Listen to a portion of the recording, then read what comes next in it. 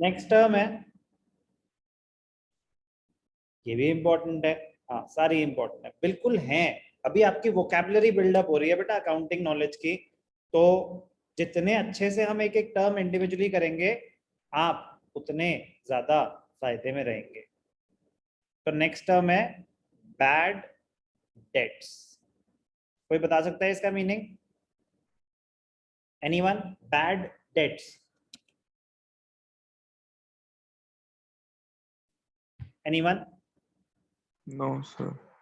No sir. Lavisha, Ishanya, Jay? Or I guess it might be the money transaction which is not being paid since long. Okay, very close. Ishanya, any idea? I don't know, sir. Okay, ध्यान से देखेंगे। irrecoverable amount, irrecoverable amount from the debtors। मेरे debtors की list में थे 10 लोग, total amount था 10 लाख। उसमें से एक बंदे की डेथ हो गई। अब अभी भी मैं उसको अगर डेटर्स की लिस्ट में दिखाता रहूं तो क्या सही अकाउंटिंग कर रहा हूं मैं? No, sir. कह रहे नो, कह रहे अब लॉस हो गया, अब इस चीज को अपना नुकसान मान लो, अपनी बुक्स में बैड डेट्स दिखा दो। Bad debts, irrecoverable amount from the debtors. आपने लोगों से कुछ पैसे लेने थे, ड्यू टू सम रीजन वो इंडिया से चले गए, किसी की डेथ हो गई, कुछ भी, कोई भी रीजन हो सकता है, वो पैसे डूब गए। मान लो वो पैसे डूब गए, तो वो आपको अपनी बुक्स में दिखाना पड़ेगा। हम अपनी बुक्स में बैड डेट्स या बैड डेट्स के लिए प्रोविजन क्यों क्रिएट करते हैं? एक अकाउंटिंग प्रिंसिपल की वजह से। अकाउंटिंग प्रिंसिपल का नाम है कॉन्सेप्ट ऑफ प्रूडेंस। बेटा कोई भी अकाउंटिंग किसी भी तरीके की होती है ना, उसके पीछे कोई ना कोई रूल या लॉजिक होता है, तो हमें वो अंडरस्टैंड करना है कि हम ऐसा क्यों कर रहे हैं। कॉन्सेप्ट ऑफ प्रूडेंस क्या कहता है? Provide for all the possible losses, provide for all the possible losses, do not anticipate gains। provide for all the possible losses, do not anticipate gains मतलब अगर आपको लगता है आगे आने वाले टाइम में आपका कोई नुकसान होने वाला है, तो आप उसके लिए पहले से प्रोविजन क्रिएट करके चलो। अगर आपको लगता है कि आगे आने वाले टाइम में कोई प्रॉफिट होने वाला है, तो जब वो हो जाएगा तब उसको प्रॉफिट मानना, पहले से उसके लिए कुछ आप अलग से अपने प्रॉफिट्स में ऐड मत करो। कौन कहता है? Concept of prudence. इसका दूसरा नाम क्या है? Conservatism. Conservatism principle. Conservatism principle और कॉन्सेप्ट ऑफ प्रूडेंस एक ही बात करते हैं।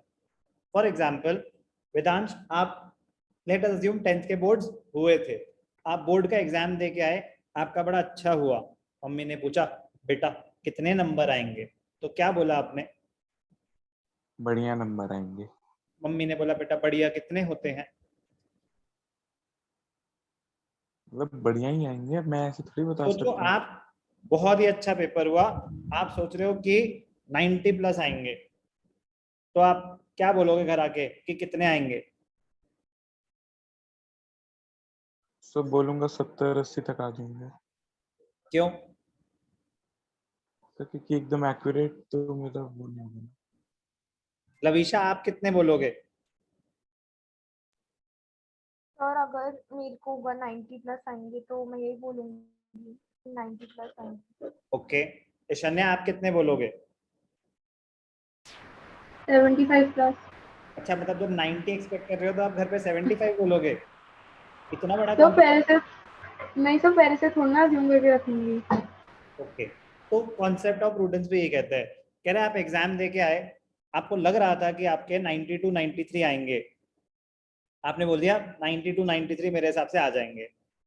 अब एग्जाम में आपका जब रिजल्ट आया तो आए 90।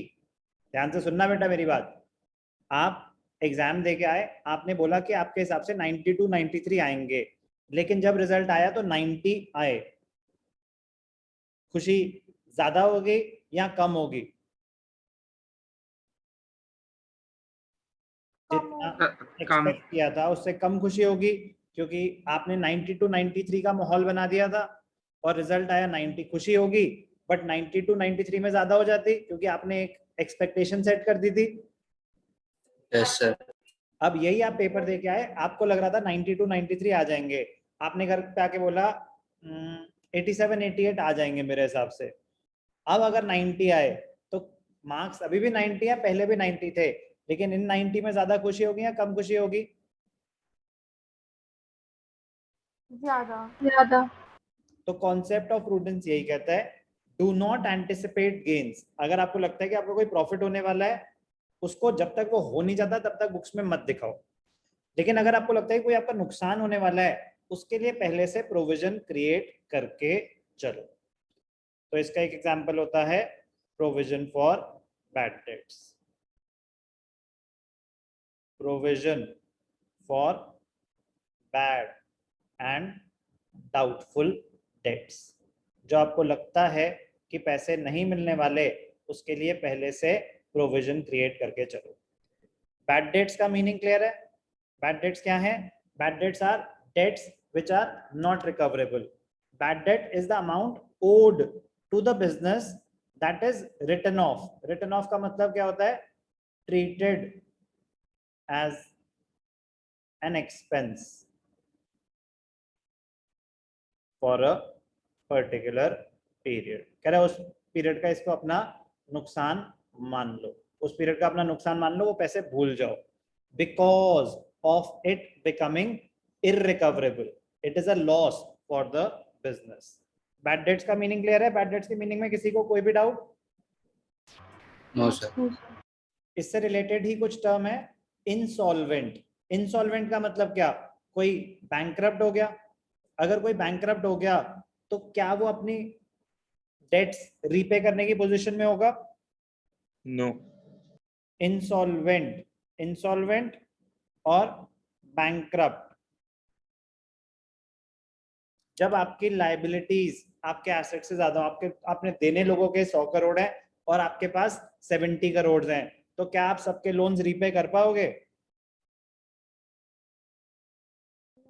आपने देने लोगों के 100 करोड़ हैं और आपके पास 70 करोड़ 50 करोड़ ही एसेट्स हैं, पैसा है, क्या आप लोगों के पैसे दे पाओगे सबके?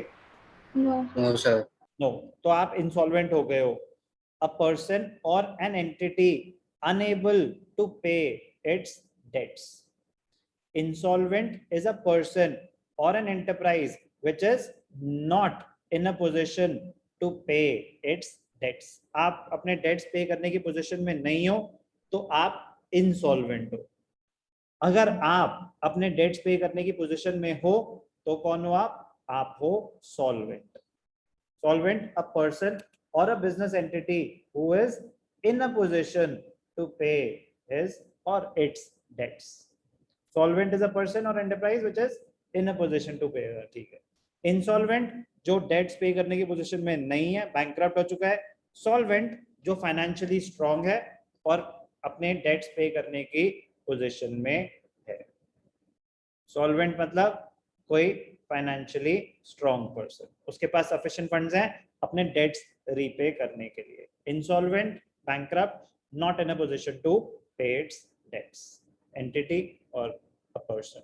Bad debts, irrecoverable amount from the debtors. एक हमने नया अकाउंटिंग प्रिंसिपल सुना, कॉन्सेप्ट ऑफ प्रूडेंस। क्या कहता है? Provide for all the possible losses, do not anticipate gains. ये वाला प्रिंसिपल तो सिर्फ अकाउंट्स ही नहीं, पूरी जिंदगी में अप्लाई करना